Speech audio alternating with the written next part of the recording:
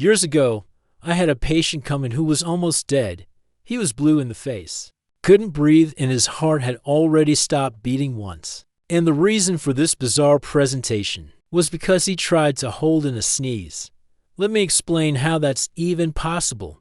First, let's start with the basics of sneezing. When you sneeze, your body is trying to forcefully expel air from your nose to get rid of something irritating, like a foreign body or some mucus. The most important muscle involved in sneezing is called the diaphragm, which is a large dome-shaped muscle that sits in your chest cavity. When it contracts, it moves downward, which increases the pressure in your chest cavity and pushes air out through your nose. The air actually travels through a narrow pathway from your nose to your throat to your windpipe, and then to your lungs. Now, when you breathe in, your diaphragm and all the muscles between your ribs indirectly expand your lungs, creating a negative or suction-like force. This sucks air into your lungs, which then diffuses or passes into your bloodstream. With each breath, your blood becomes a little bit more oxygenated. Now, here's where things can go horribly wrong. If you take a deep breath in while your diaphragm is still contracted from sneezing, you increase the pressure in your chest cavity even more, preventing air from leaving your lungs. Normally, when you inhale, your diaphragm relaxes, allowing more space for air to enter your lungs. But if you try to breathe in while your diaphragm is still contracted, you can actually prevent air from leaving your lungs at all. This is called a pulmonary barotrauma, or a positive pressure pulmonary edema.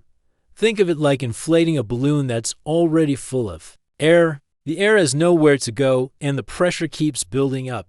In a normal person, this increased pressure can cause the air sacs in your lungs to rupture. And when that happens, air can escape into the space between your lungs and chest wall, causing a collapsed lung.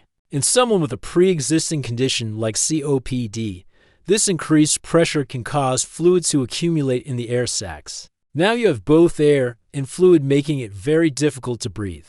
In my patient's case, he was a chronic alcoholic with COPD, and he tried to hold in a sneeze. He started feeling lightheaded, so he took a deep breath in, unknowingly setting off this deadly chain reaction. He was eventually able to breathe out again, but his blood had become so oxygen deprived that his heart stopped beating. We were able to resuscitate him, but he did end up intubated and on a ventilator for a week. Luckily, he made a full recovery, but not before spending several days in the hospital. Now, I have to be clear that this is an extremely rare occurrence. There are many people who have tried to hold in their sneezes without any ill effects. But if you do have a pre-existing respiratory condition, please do not try to hold in your sneezes. Instead, let them rip. It's much safer that way. You may be wondering why it's dangerous to hold in your pee, but letting it rip is perfectly fine. Don't forget to subscribe so you don't miss any new videos, and I'll see you next time.